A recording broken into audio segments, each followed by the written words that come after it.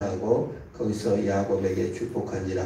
그러므로 야곱이 그곳 이름을 브니엘이라 하였으니 그가 이르기를 내가 하나님과 대면하여 보았으나 내 생명이 보존되었다 함이더라. 그가 브니엘을 지날 때 해가 돋았고 그의 허벅다리로 말미암아 절었더라. 그 사람이 야곱의 허벅지 관절이 있는 둔부 힘줄을 쳤으므로 이스라엘 사람들이 지금까지 허벅지 관절에 있는 둔부 힘줄을 먹지 아니했더라. 아멘. 야곱의 일생은 일평생 참 고난과 어려움이 많았습니다. 한마디로 말하면 야곱은 평생 우상과의 싸움이에요. 첫 번째, 태어나면서부터 아버지로부터 인정받지 못했어요. 그래서 야곱은 아버지로부터 인정만 받으면 행복할 텐데, 그래서 속임수, 거짓말을 써서 아버지 인정을 받으려고 몸부림을 칩니다. 불안한 거예요. 부모로부터 인정을 받지 못하면 불안하고 염려가 돼요. 욕심이 생겨요. 그래서 야곱은 그 부모로부터 인정을 갈망하다가 결국 형의 미움을 받아서 이렇게 앗다람으로 도망치게 돼요. 두 번째 우상은 뭐예요? 여자한테 사랑만 받으면, 라헬의 사랑만 받으면 내 인생은 행복하겠다. 로맨틱한 사랑이 야곱의 두 번째 우상이었어요. 그래서 그 우상을 쫓아가다가 외삼촌 나발에게 이용당하고 속임당하고 배반당했어요. 세 번째 우상은 뭐예요? 재산이죠. 돈만 벌면 내 인생은 행복하겠다. 내 생명은 돈에 있다. 그 돈을 생명처럼 귀하게 알고 찾아가느라고 라반과 싸우게 되고 나발에게 죽을 뻔해요. 그래서 막 싸워요. 그러나 결국 돈을 얻어서 오게 됩니다. 그런데 여러분, 부모의 인정, 여자의 사랑, 그 돈, 그거를 날마다 추구했는데 결국 그거 다 얻지도 못하고 이제 에서가 쫓아와서 죽인다고 하는 거예요. 얼마나 놀래요. 야곱은 이제 마지막 시험이 뭡니까? 자기 중심성의 우상입니다. 내가 왕이에요. 그래서 꾀를 내요. 무슨 꾀를 냅니까? 사신을 보내죠. 그래서 에서에게 보내서 뭐라 합니까? 나는 종이고 에서 당신은 주인입니다. 그래요. 이삭 아버지 예언이 뭐죠? 에서가 종이 되고 야곱이 주가 된다고 하는 예언이었어요. 전체를 보면. 근데 그 반대로 말하는 거예요. 야곱이. 내가 종이고요. 에서 당신이 나의 주인이에요. 예언을 거꾸로 뒤집어서 내가 종이 되겠어요. 주님이에요. 당신이. 이렇게 해서 에서의 마음을 풀려고 하는데 에서의 마음은 조금 더 풀리지 않았나 봐요. 400명을 데리고 죽이러 온대요. 그래서 오늘 성경 본문에 선물을 3번을 보냅니다. 3대를 보내요. 근데 오늘 전부 다 지금 성경에 보면은 뭐예요? 암양이, 낙타, 이거 전부 다 제가 세봤어요. 새끼, 낙타까지 전부 다 해가지고 세보니까 몇 마리예요? 580마리더라고요. 소 580마리. 어마어마한 부자입니다. 자, 뭐 캐상리에 소 500마리 키운다. 그럼 부자일까요? 안 부자일까요?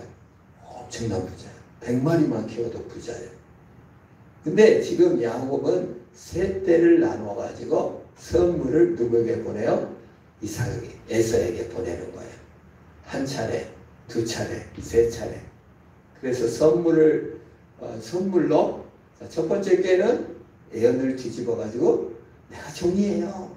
마음 풀게 하고, 두 번째 꾀는 선물을 몽땅 선물 봉쇄를 해가지고 이제 에서의 마음을 바꾸려고 그래. 근데 그것도 불안해요. 그것도 도저히 에서의 마음을 달랠 길이 없는 것 같아요.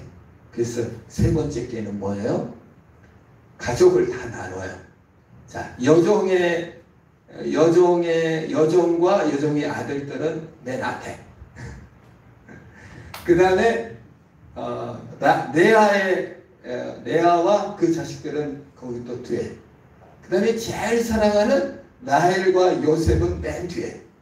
그리고 자기는 어디 서요? 그 뒤에. 이런 비겁한 남자가 어디 있습니까? 네, 여러분, 남편이 죽는다 하는데 아내와 자식을 맨 앞에다 세우고 자기는 뒤에 나와가지고 앞에 가. 선물도 다 보내면서 비겁하죠. 이 자기 꾀예요. 항상 야곱은 자기 생명이에요. 항상 자기 중심이에요. 나가 살아야 돼요. 여러분 죽는다 산다 하면은 남편 먼저 생각하고 자식 먼저 여자분들은 혹시 생각하겠죠? 엄마들은 좀 틀릴런지 몰라요. 네. 뭐 남자도 그렇지 않은 남자도 많겠지만은 자기 중심성, 인간의 본능적인 문제입니다.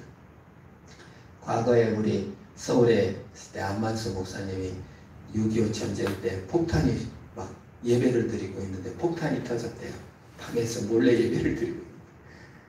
그래가지고 자기는 엄마가 자기를 안고 갈 줄 알았는데 폭탄이 터지니까 아무도 없고 어머니 어디 갔나 했더니 돼지 막 기둥 밑에 숨어있더래. 자기를 버리고 갔다. 예, 설교 요할 때 많이 사용했습니다. 정말 폭탄이 터져 죽고 내가 죽는다 하면은 자식도 부인도 잘 보이지 않고 어떻게든지 내가 살아야겠다는 마음이 먼저 든다는 거예요. 이건 본능적인 거예요. 여러분 그걸 야곱을 나무라는 게 아니라 인간의 자기 중심성이 가장 큰 우상이다 그 말이에요. 항상 내 중심적 내 자아는 내려놓지 못해요. 하나님도 내가 믿어주는 것이고요. 돈도 내가 버는 것이고요. 정말 모든 것은 내가 다 하는 거예요. 내 꾀로, 내 지혜로 막 선물도 보내고 막 또 사람도 배치하고 남한테 비겁한 소리를 듣든 뭐 자식들한테 욕을 좀 먹든 아내에게 좀 욕을 먹든 내가 살아야 되겠거든요. 그런 것이 이 야곱의 우상이었어요. 내 목숨, 내 성공, 내 권력, 내 사랑, 내 인정 이런 것이 늘 우상이었고 야곱의 가장 큰 목적이었습니다. 사실 이러한 것은 우리 마음에도 가장 근본적으로 있어요. 내 욕심, 생존. 일제시대 때는 어떻게 해요? 살아남아야 되니까 친일을 하는 거예요. 조선시대는 어때요? 우리 당파가 이겨야 되니까 외척들이 막 평행하는 것이고 어떻게 하든지 살아남기 위해서 저런 빨갱이라고 몰아붙이기로 하는 겁니다. 불행한 역사죠. 살아남기 위해서. 그래서 부자들이 우리 윤석열 씨를 막 대통령으로 막 찍어준 이유에 대해서 심리학자들이 이 본성이 그래서 살아남고자 하는 욕심 때문에 더 부자 되고 싶은 욕심 때문에 찍어준 거다. 이렇게 얘기를 하는 것을 들었습니다. 그 본능적이라는 거예요.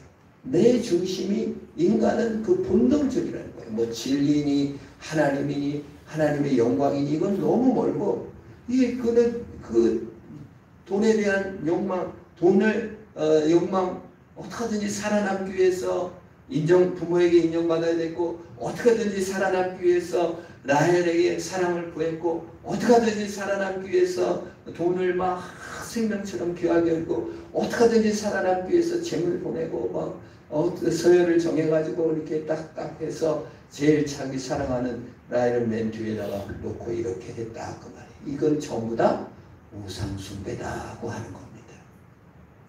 우상은 세 가지를 요구합니다. 첫 번째, 사랑을 요구해요. 우상은. 두 번째, 우상은 신뢰를 요구해요. 우상은 세 번째, 순종을 요구해요. 누구를 사랑하든지 그 사랑으로 사는 거예요. 우상. 자, 첫 번째 야곱의 우상이 부모의 인정이라고 했잖아요. 아버지가 나를 인정해주고 나를 사랑해 주셨으면 얼마나 바랍니까? 그 정체성이 돈을 사랑해요. 돈이 우상이 되면요. 돈이 정체성이에요. 생명이에요. 돈이 없으면 힘이 쫙 빠져요. 돈이 있으면 은행 잔고에 따라서 내 기분이 결정돼요. 이거 사랑한다는 뜻이에요. 여러분의 기분이 돈이 싹 빠져나가면 우울해지잖아요. 무슨 증거다? 돈을 사랑하고 있는 증거예요. 부모의 인정을 받지 못했을 때 죽을 것 같고 힘들어요. 부모의 인정이 우상이 됐다는 증거예요. 아내가 나를 사랑해주지 않은 것 같을 때 모든 것이 무너진 것 같다. 아내를 우상으로 두고 있는 건지도 몰라요. 자녀들 때문에 너무 속상하다. 자녀를 우상으로 두고 있는지 몰라요. 야곱은 그 과정을 겪었어요. 그걸 사랑이라고 합니다. 정체성이라고 합니다. 생명을 돈에 둔 거예요. 생명을 아내의 사랑에 둔 거예요. 그러면 우리의 정체성이 늘 흔들려요. 사랑은 질투를 낳습니다. 우상을 사랑한다는 건 뭐예요? 형이 아버지의 사랑을 받는 게 너무 시기하고 질투가 나는 거예요. 돈은 나를 질투합니다. 나보다 더 돈 번 사람을 볼 때 부인하고 불안하고 속상해요. 그건 뭐예요? 돈을 사랑하고 있다는 증거예요. 옆에 돈 많은 사람이 좋은 차를 사갖고 몰고 나가요. 너무 시기가 나요. 그럼 나는 뭐예요? 돈을 사랑하고 있는 증거예요. 사람은 소비할 때 기뻐요. 몽상합니다. 상상합니다. 이번에 돈을 이렇게 써야지. 이번에 새로운 옷을 사야지. 인터넷에 쇼핑을 하거나 백화점에 가서 이거 사야지. 이게 소비로 자기를 증명하는 거죠. 사는 걸로 증명하는 거죠. 이걸 돈을 사랑한다. 그건 몰라요. 근데 이 탐심은 깨닫지를 못해요, 사람이. 간음하는 자는요, 간음하지 말라고 했지, 간음하면서, 너 간음하고 있는 거 아니야? 라고 착각하는 사람은 아무도 없어요. 도둑질 할 때 다 도둑질 하는 줄 알고 해요. 들키지 않으려고 애쓰죠. 근데요, 이 우상은요, 우상을 사랑하고 있는데 사랑한지 몰라요. 내가 탐심과 물질주의에서 돈을 사랑하고 있는데 몰라. 아무도 내가 탐심하고 있네? 이렇게 생각하는 사람이 없다는 거예요. 이게 탐심의 무서움이에요. 욕심의 무서움이에요. 아무도 그냥 탐심에 빠져서 돈을 사랑하고 있는데 돈을 사랑한지를 모른다고요. 탐심에 빠졌는지를 모른다고요. 스스로 자각하지 못해요. 그게 탐심이에요. 제일 어려운 것 중에 하나가 이 우상을 사랑하는 부분이에요. 그걸 자기 정체성으로 삼고 탐심으로 빠져있고 물질주의에 빠져있는데 몰라요. 야곱이 그랬어요. 자기가 그 우상을 사랑하고 있는지 모르는 거예요. 두 번째가 뭐예요? 우상은 믿음을 요구해요. 그거 없으면 너무 불안한 거예요. 믿음이에요. 꼭 그게 있어야 돼요. 그게 없으면 막 흔들려요. 막 죽어요. 돈이 없어지면 어떻게 해요? 죽어야 돼요. 부모의 인정이 없으면 어떻게 돼요? 나는 쓸모없는 인생이에요. 죽어야 돼요. 사람을 잃어버리면 어떻게 해요? 여러분, 애인과 사랑하다가 막 하면 완전 내 인생 끝났다. 막 그잖아요. 요즘 묻지마, 지모. 여자친구가 헤어진다고 하니까 가서 죽이는 거예요. 여자를. 그런 사람 많아요. 그 우상으로 섬겼던 거예요. 그 믿었던 거예요. 종교가 없어지니까 축구라도 하잖아요. 축구가 종교. 그 다음에 정치가 종교예요. 정말 가갖고 갖다 돈을 바쳐요. 저는 그런 사람들을 봤습니다. 예? 정광훈 씨한테 퇴직금을 깨고 갖다 바치는 거예요. 보험 깨고 갖다 바치는 거예요. 종교를 대체해요. 정치 성향이, 권력이 종교를 대체하는 거예요. 갖다 바치는 거예요. 신뢰하는 거죠. 믿는 거죠. 그게 없으면 죽을 것 같은 거죠. 내가 믿던 정부가, 내가 믿던 당이 집권을 못하면 죽어버릴 것 같아요. 퇴직금이고 뭐고 다 갖다 바쳐서라도 하는 거지. 무서운 거지. 이 야곱이 그래요. 그런 장괴의 우상, 자기 중심성의 우상으로 가득해서. 세 번째, 순종을 요구한다고 했죠. 우상이. 야곱은 돈에 순종했습니다. 부모에게 순종했습니다. 그걸 추구하는 거예요. 아주 그냥 속에 미술을 쓰든 뭘 하든 돈 벌기 위해서 뭐예요? 신풍나무 가지를 꺾어가지고 가죽을 바꾸고 그 다음에 버드나무 가지를 바꿔가지고 유전자 변형이 일어나죠. 하여튼 무슨 방법을 써서라도 돈을 버는 거지. 아주 그냥 돈에 매여서 그 여자에 매여서 부모의 인정에 매여서 거기에 완전히 사는 것을 보게 됩니다.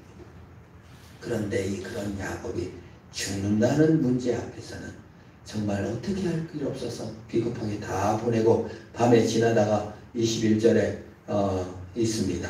22절 밤에 일어나 두 아내와 두 여종 열한 아들과 인도하여 야곱 나루를 건널세 그들을 인도하여 시내를 건너가며 그 소유를 건너게 하고 24절에 야곱이 홀로 남았더니 여기까지는 우리 인생의 모습이에요.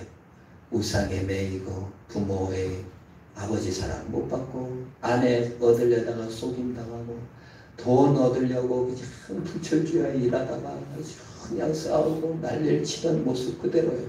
그리고 이제 죽게 생겨가지고 홀로 남았더니 24절 하반부에 어떤 사람이 날이 새도록 야곱과 씨름하다가 영어로 레슬링이 하는 거예요. 누가 찾아왔어요. 그래서 씨름을 하는 거예요.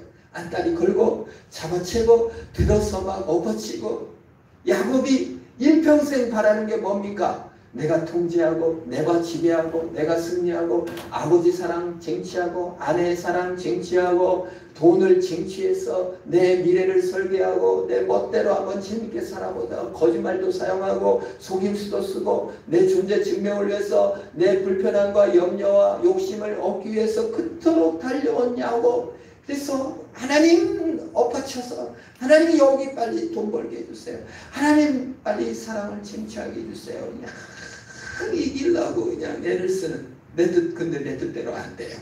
못 이기겠어요. 그게 하나님의 원대한 계획입니다. 우리를 찾아오신 예수님, 내 원하는 대로 내 뜻대로 잘 안 돼요. 하나님은 엎어치기가 안 돼요. 하나님은 내가 이길 수가 없어요. 밭다리를 걸어도 하나님이 안 넘어져요. 내 방법대로 통제가 안 돼요. 난 그 사람을 꼭 얻어야 되겠는데, 나는 그 돈을 꼭 얻어야 되겠는데, 나는 아빠의 사랑을 꼭 얻어야 되겠는데 안 돼요. 엎어치기가 안 돼요. 하나님이 찾아온 거예요. 하나님이 만나러 오신 거예요. 예수님은 찾아오시는 하나님인 줄 믿으시기를 바랍니다. 야곱을 찾아왔어요. 그리고 씨름을 걸었어요. 근데 25절에 야곱이 자기가 이기지를 못함을 보고 자기가 야곱을 이기지 못함을 보고 여기 자기는 누구예요? 하나님이에요. 근데 하나님이 야곱을 못 이겼대요. 말이 돼요? 하나님 한 손이면 사람을 왜 못 이겨요? 창조주신데. 근데 못 이겼대요. 사람을 못 이겼대요. 이거는 무슨 뜻입니까? 하나님이 야곱을 포기하지 않으셨다는 뜻인 줄 믿으시기를 바랍니다. 하나님이 야곱을 사랑했다는 뜻이에요. 여러분 자녀를 이겨요? 한 손가락도 안 되잖아요. 자녀가 벽벽 겨다니는 자녀. 근데 자녀를 못 이겨요? 자녀를 이기죠. 우리는 자녀를 이길 수 있습니다. 그 깐난쟁이를 왜 못 이겨요? 근데 엄마 아빠들이 뭐래요? 내가 못 이겨. 내가 졌다라고 말하죠? 그래요 안 그래요? 자녀를 이겨먹는 부모도 있긴 있습니다. 그러나 여러분 대부분 져요. 왜요? 사랑이 많기 때문에 그래요. 하나님이 우리한테 져요. 왜 져요? 하나님이 사랑이 많으셔서요. 나를 포기하지 않고요. 나를 끝까지 안고 가시는 거예요. 부모의 사랑보다 더 큰 사랑으로 나를 포기하지 않아요. 이길 수가 없어요. 그런데 하나님은 그 다음 뭐예요? 야곱의 허벅지를 쳤어요. 옛날 성경에는 환독뼈를 쳐버렸다. 우상을 깨버렸어요. 너 부모 사랑 없이는 네가 못 살 것 같았지? 네가 아내 사랑 없이는 못 살 것 같았지? 네가 돈 없으면 못 살 것 같지? 네 생명 잃어버리면 못 살 것 같지? 아니야. 내가 있어. 나는 너를 사랑해. 너를 포기하잖아. 네 우상은 깨! 하고 야곱이 의지했던 우상 환독뼈 허벅지를 친 것이. 하나님을 만날 때 우리는 우상이 깨어집니다. 이제 돈 없어도 행복해질 수 있고 라헬의 사랑 없어도 행복할 수 있고 부모의 인정, 사람들의 인정 없어도 행복할 수 있어요. 그것이 하나님께 순종한다는 의미입니다. 그것이 우상이 깨어지고 하나님을 섬긴다는 의미인 것입니다. 이제 말합니다. 26절 그가 이르되 날이 세려하니 나로 가게 하라. 야곱이 이르되 당신이 내게 축복하지 않으면 가게 하지 아니하겠습니다. 하나님의 자비와 사랑의 승리입니다. 날이 새면 간다 그 말이 뭐예요? 하나님의 영광이 갑자기 쏟아지면 야곱이 죽으니까 야곱을 살리려고 떠나려 하시는 거예요. 나중에 예수로 죄인된 이 집체의 모습으로 예수님이 오셔서 누가 예수를 봐도 죽지 않게 하는 것이 하나님의 경륜이에요. 근데 야곱에게 미리 나타나셨어요. 그러니까 야곱을 안 죽이려니까 가라는 거예요. 가려고 하시는 거예요. 근데 야곱을 축복해달라고 요구하는 거예요. 호세아 선지자는 호세아 12장 3절 4절에 이 야곱이 하나님을 이긴 장면을 이렇게 말합니다. 야곱은 모태에서 그의 형의 발꿈치를 잡았고 또 힘으로는 하나님과 겨루되 4절 호세아 12장 4절이죠. 천사와 겨루이고 울며 그에게 강구하였으며 이거 뭐예요? 이긴 게 아니라 하나님께 울면서 이제 우상으로 안 살게요. 주님께 순종할게요 하고 울며 살려주세요가 아니라 뭐라고 했어요? 축복해 주세요라고 매달렸다는 거예요. 살려고 덤벼들었지만 하나님의 축복을 받고 하나님의 능력을 입은 거예요. 죄에 대해서 죽고 의에 대해서 살게 됐어요. 하나님의 축복은 이제 부모의 인정, 또 아내의 사랑, 또 돈의 유무, 내 존재 증명, 내 생명이 돈에 있지 않고 하나님에 있음을 알게 되어 영생을 위한 열매를 맺게 되었다 그 말이에요. 그래서 27절에 이렇게 말합니다. 그 사람이 그에게 이르되 내 이름이 무엇이냐? 그가 이르되 야곱이니이다. 야곱의 뜻이 뭐예요? 사기꾼입니다. 발등꿈치를 잡았다는 뜻이에요. 발을 뭐예요? 꼭 우리 야당 뭐라 그러죠? 발목 잡는다 하잖아요. 우리 시대에도 그 야곱이에요. 그게 발을 걸었다. 이 못 가게 잡았다. 사기꾼이다 그 뜻이에요. 야곱이 뜻이. 근데 이제 28절 그가 이르되 내 이름을 다시는 사기꾼, 발목 잡는 놈, 야당 이렇게 부르지 않을 것이요 이스라엘이라 부를 것이니 이는 내가 하나님과 및 사람들과 겨루어 이겼습니다.